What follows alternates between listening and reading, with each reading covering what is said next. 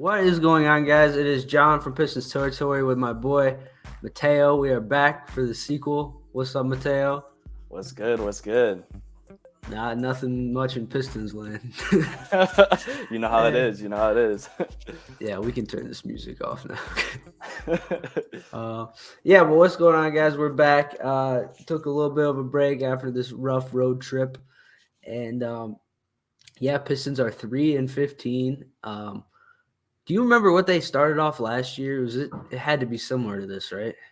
I think it was very similar to this. I think it was a lot of the same kind of thoughts going through people's heads at the time. It was Cade's slow start, so kind of similar in the sense that he was injured a little bit in the beginning, which he is right now, and we were kind of still kind of trying to figure out what we were going to do going forward. And I think we're very much in that similar position right now. Okay, so from what I heard, Pistons Twitter is not very happy right now Yeah. with a certain individual, but let's get into the game first. Dude, it's been a weird road trip because against the Clippers, they had their best defensive performance, but that's against the Clippers. The Clippers are kind of known for being a good defensive team and not a great offensive team. And then these last couple games, the offenses look really, really strong. What have you been, thinking about this offense, as it's been up and down, during the season?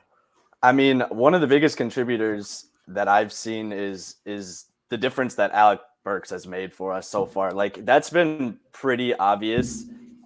As soon as he came back, he's making a big difference for us. One of the things we were absolutely struggling the most with was bench scoring. I think we were towards the bottom in the league in bench scoring for the first couple games, and we desperately needed someone to come in and score for us. And he doesn't care how many minutes he gets. He doesn't care what rotations he plays. He goes out there and he scores.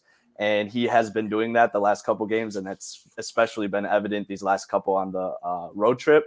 And we need him to continue doing that. And that's definitely helped our offense a lot because it's taking a lot of pressure off of the other guys that are even further down in our depth chart since we have so many injuries right now. Yeah, dude, he's been a bucket. I'm looking at his stats right now. In 5 games, the guy's averaging 15 points in 22 minutes. That's That's crazy. And the percentages are good too. 39% from 3. Yep. Yeah, that was a hell of an offseason pickup. But this game specifically, I mean, the fact that they scored 129 points without 3 starters, without Cade, without Stewart, and without Sadiq Bey. I mean, how are they doing this, man?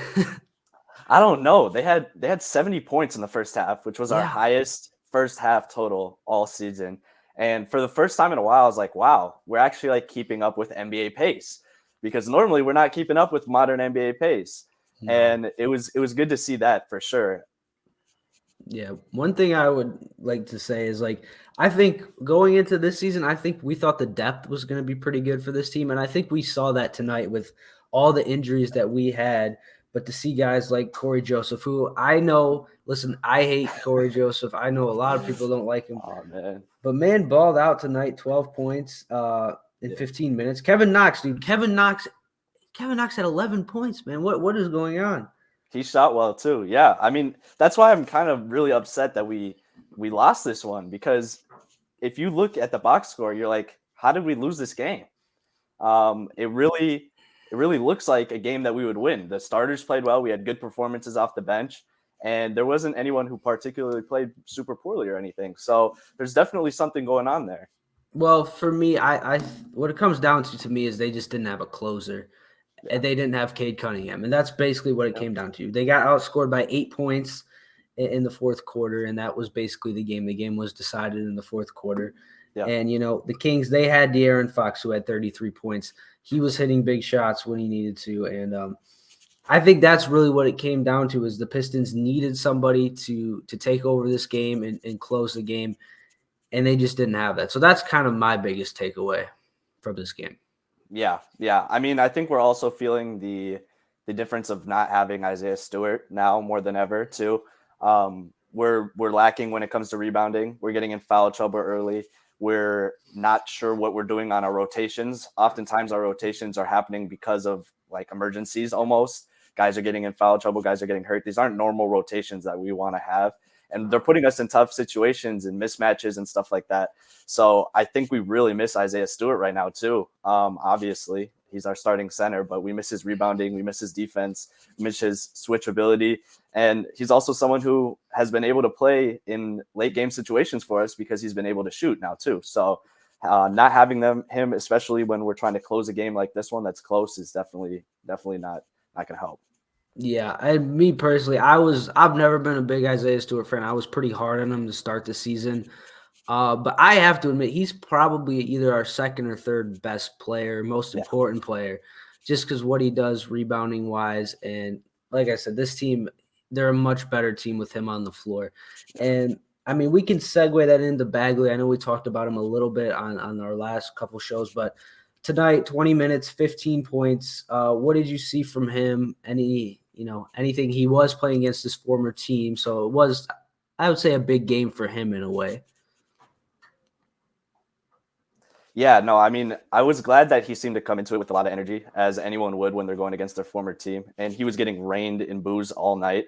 So it was good to see him at least, not put up an absolute bombshell of a performance, like an absolute terrible performance. He had a pretty decent performance, but nothing that really makes you like look at it and be like, wow, he really had a great game tonight. He really stood out for his team. It wasn't anything like that. It was a pretty average game for him based on what he's been doing so far. And pretty in line with what he's done the last couple of games. Decent scoring, but for someone who's starting, we want to see someone like Bagley get closer to 20 points, 20 plus points. And maybe it was the situation, but he didn't look super good out there. Nothing special, but he was out there, and he filled his role and provided energy plays when we we're in close situations. So that was good to see for sure. Yeah, and that might be like the sad truth about him is that, I'm looking at his numbers right now. It's just been like very similar every single year, like 12 to 14 points a game. Field goal percentage is about the same. Never really been able to shoot the three ball. He's shooting 14% on threes this year. Defensively, he's not going to provide you that much.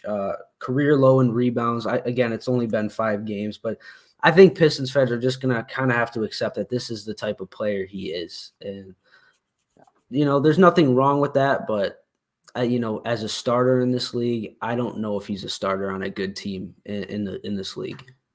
Yeah, I tend to agree with you just because his skill set doesn't really match a typical prototype of an NBA modern big man today. You definitely need to be able to shoot better. Even though he's shown some strides in his shooting, which isn't super clear so far through the games, but that was something that he's talked about a lot. It still isn't enough. He's still not adaptive to the game so far. Yeah, I don't want to compare him to like a Jahlil Okafor because I think that's a bit extreme, but he is kind of in a weird position where he's not really good to play the 4 because he's not quick enough and mobile enough to guard on the wing, and he's not a good enough shooter. But then at the 5, he's just not athletic enough to, he's not the greatest rebounder. So he really is just stuck in this awkward position. So I think that's probably why he's better off coming off the bench. And I do think eventually when we get healthy, we could see him playing his best basketball off the bench. Yeah.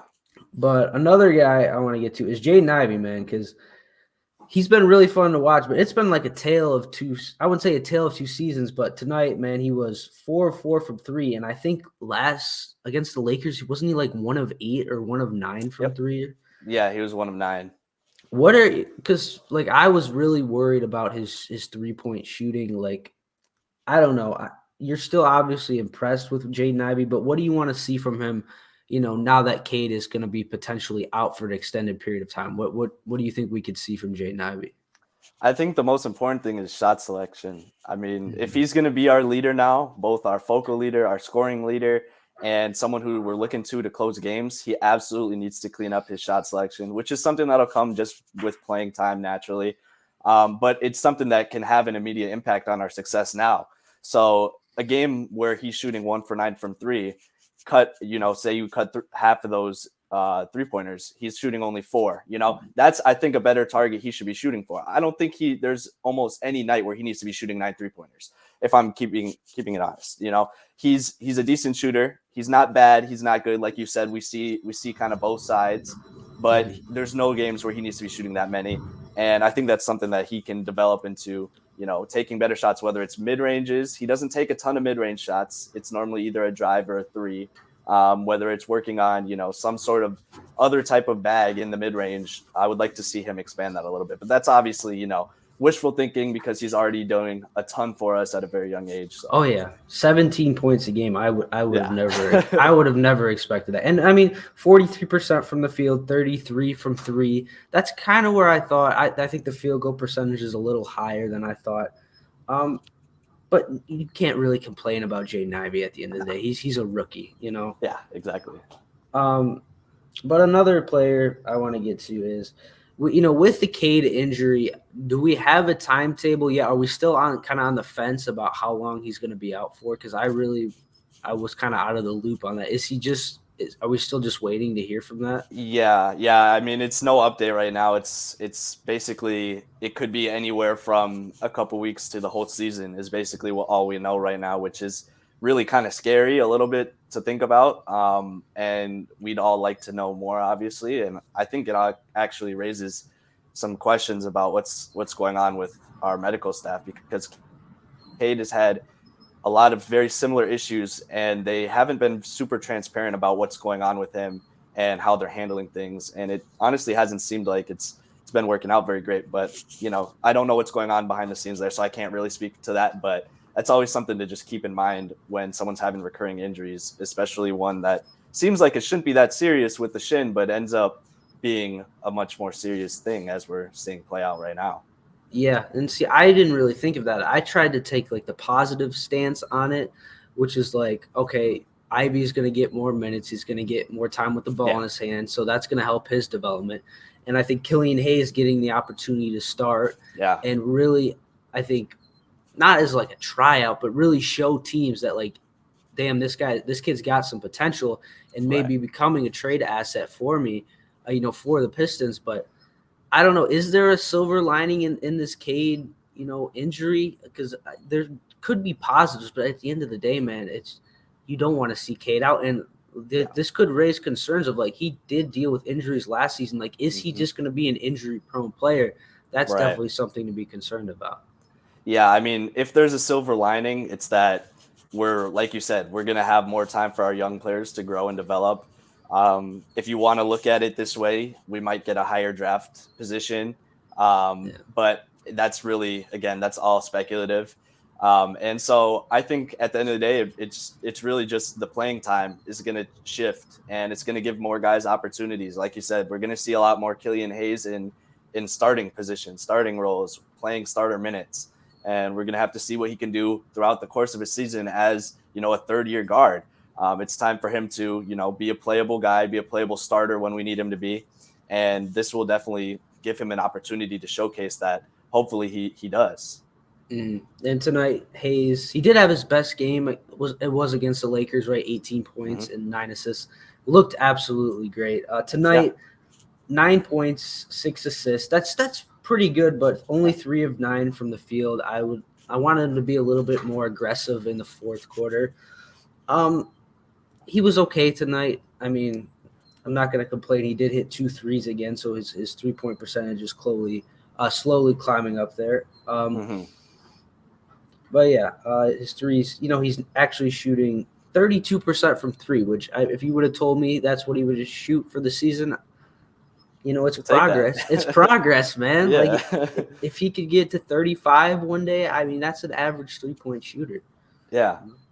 And I mean, if he can mix in, his other elements of his game, he doesn't need to necessarily be a great shooter, but he's going to have to find those other parts of his game that he can really take advantage of. Yeah.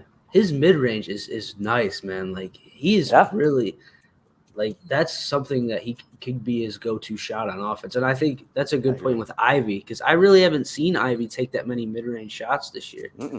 He doesn't really take a lot of mid-range. If he gets anywhere near the basket, it's either a high floater or it's, some type of athletic finish or a dump off, or he's stepping back, doing like a long step back for a 3 that, sometimes isn't a great shot, but sometimes it is. But yeah, no, he doesn't shoot a lot of mid ranges. I'd like to see him, maybe work on that area, because I think he's open there a lot. Yeah, that could definitely be something, because you look at guys like, Devin Booker, other shooting guards like that. They live, like Bradley Beal, they live in that mid range area. So that's definitely, I see him adding that, because that's something Cade's added this season. Cade was really, flourishing in the mid-range before he went down with injury. But another big topic I want to get to, I was actually not aware of this because I try to stay off Pistons Twitter. It can be a little toxic at times. I used to be a member, but I kind of look at it from afar now. But so I guess people are calling for Dwayne Casey's head again because I feel like this was like an every other game thing last season. What are you seeing? What are you thinking about people calling for Dwayne Casey's head? This is all you, man. Man, it's tough. It's tough because everyone wants to love Dwayne. He's such a good guy, and everyone knows that he has good intentions and everything like that. And it's always tough to judge what a coach is doing during a known rebuild. Like, we're obviously rebuilding. We're not expected to win that many games. If you're looking at our expected wins for the total season, we're definitely on pace to, hit that or under. It's not like we're exceeding expectations, but it's also not like we're super beneath expectations either. People are really upset more than anything with the day-to-day game time decisions that Casey is making. I think a lot of people don't like the rotations, the playing time. I haven't seen, to be completely honest, good off timeout play calling from Dwayne Casey in a while. That's something that other teams have really cashed in on, especially against us.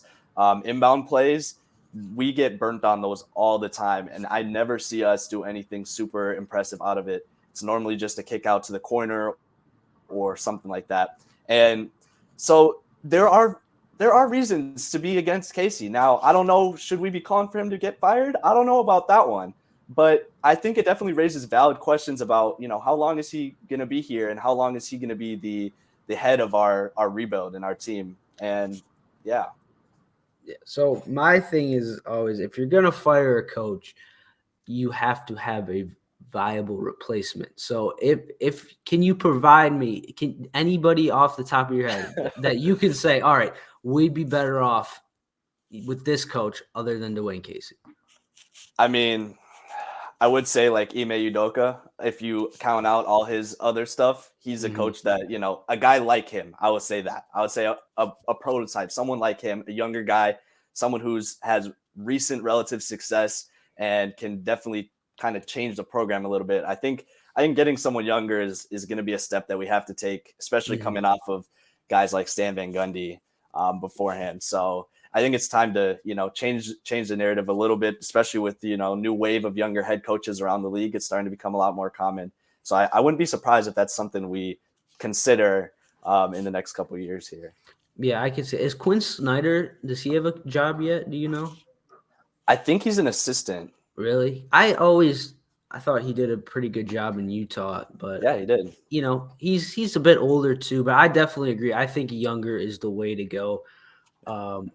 I did hear someone's opinion that I know. They said that Dwayne Casey should move into more of a front office role, maybe a developmental role, because he does have that reputation of developing young players, and he's already kind of ingrained into our culture.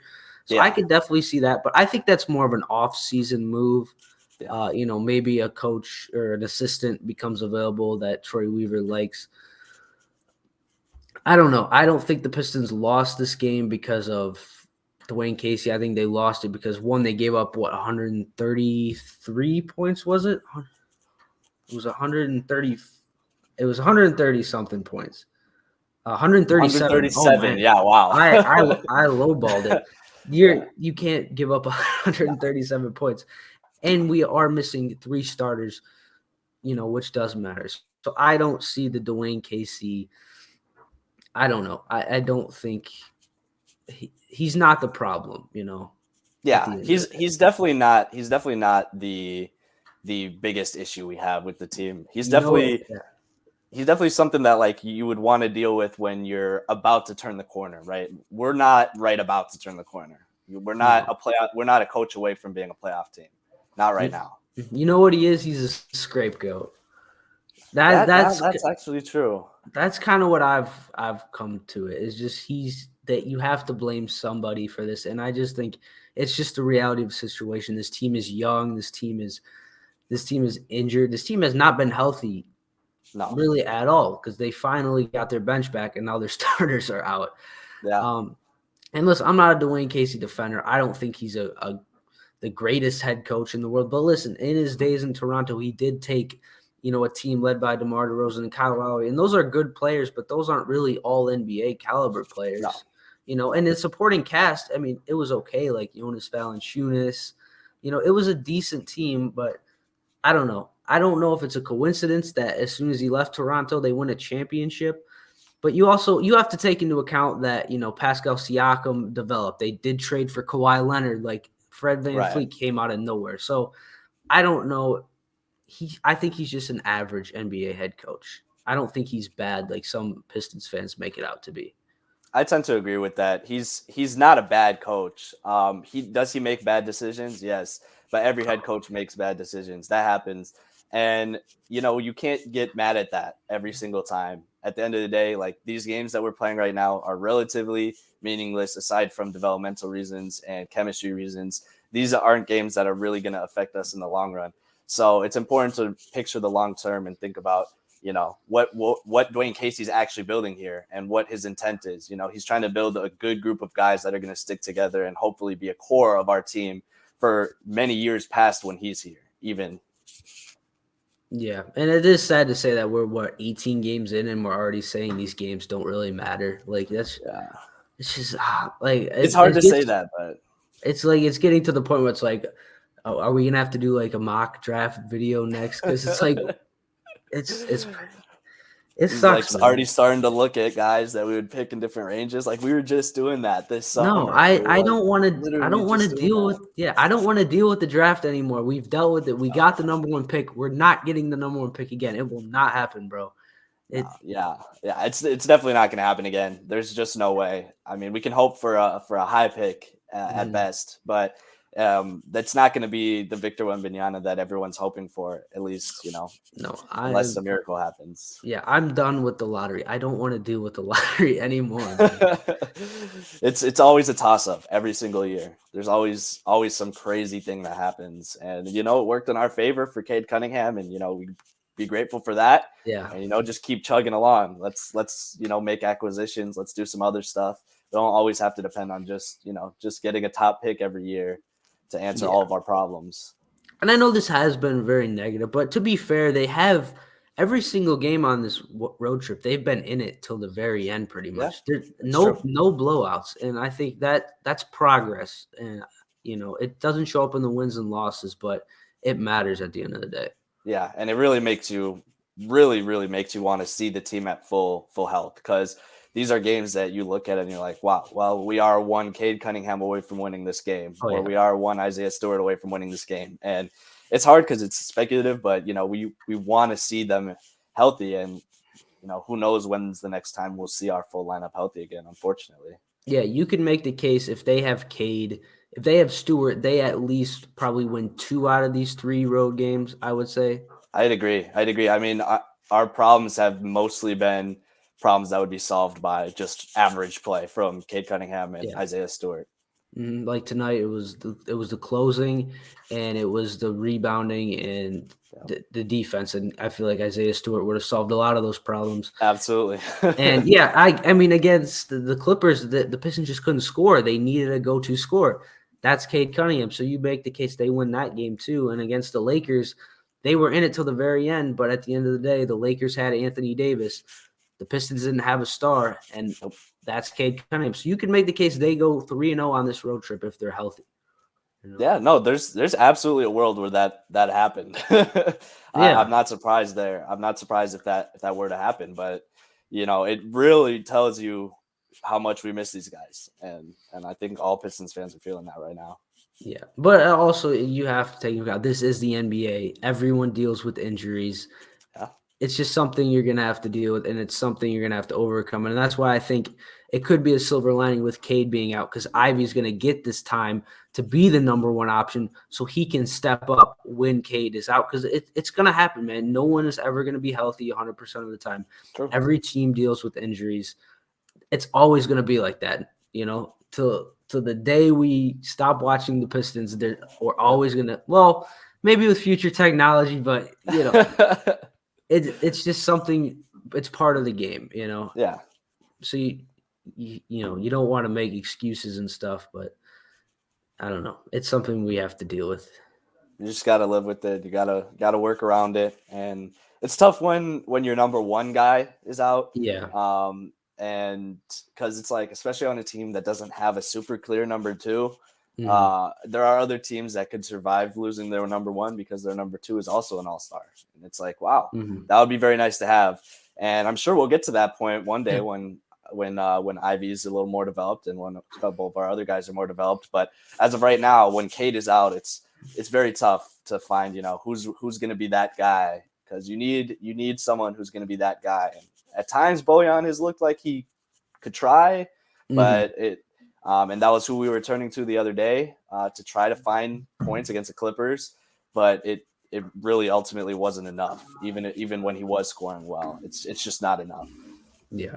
And that's, I think, what I would take from this 3-15 start is like, yeah, they're 3-15, but I think this team compared to last season, it's just a world of a difference in terms of how Yeah, competitive they've been. yeah, And definitely. there's a lot of progress that's been made. But looking forward, this road trip continues on. We've got Denver on Tuesday, then Utah on Wednesday, and then Friday we've got Phoenix. 3 teams at the top of the Western Conference right now. Yeah, Give yeah, me that's your give me your predictions for those 3 games, man, and anything. man. I mean, it'll be fun to see us play the Nuggets. How we are going to deal with Jokic is always a fun topic, because there really is no answer on our team, especially with Stewart out. So that'll be a fun game to watch and something to keep an eye on. Utah, I haven't really watched them that much this year, and they've been very good. So I'm I know. excited to get a little taste of how they're doing this well, and kind of what's really pushing them, because I definitely slept on the Jazz ahead of this season, and they're performing higher than I expected. So I'll admit that. I'm curious to see like what's leading that.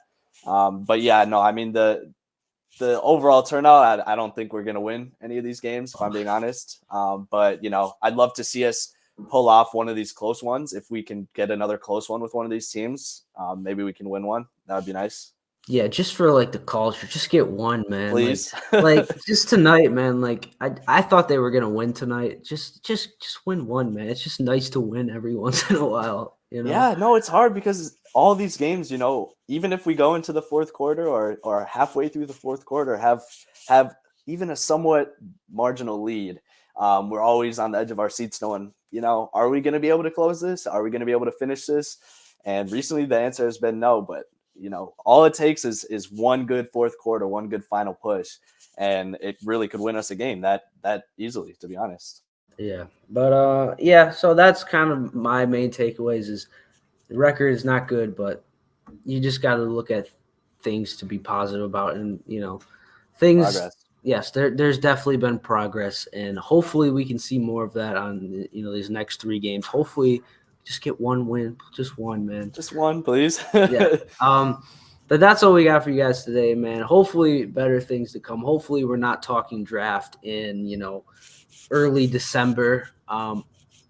And we'll keep you updated on Cade. Hopefully, we can see him Yeah. sooner rather than later. Yeah, absolutely. But that's all we got for you guys today, man. Thank you guys so much for listening. We'll see you guys in the next one.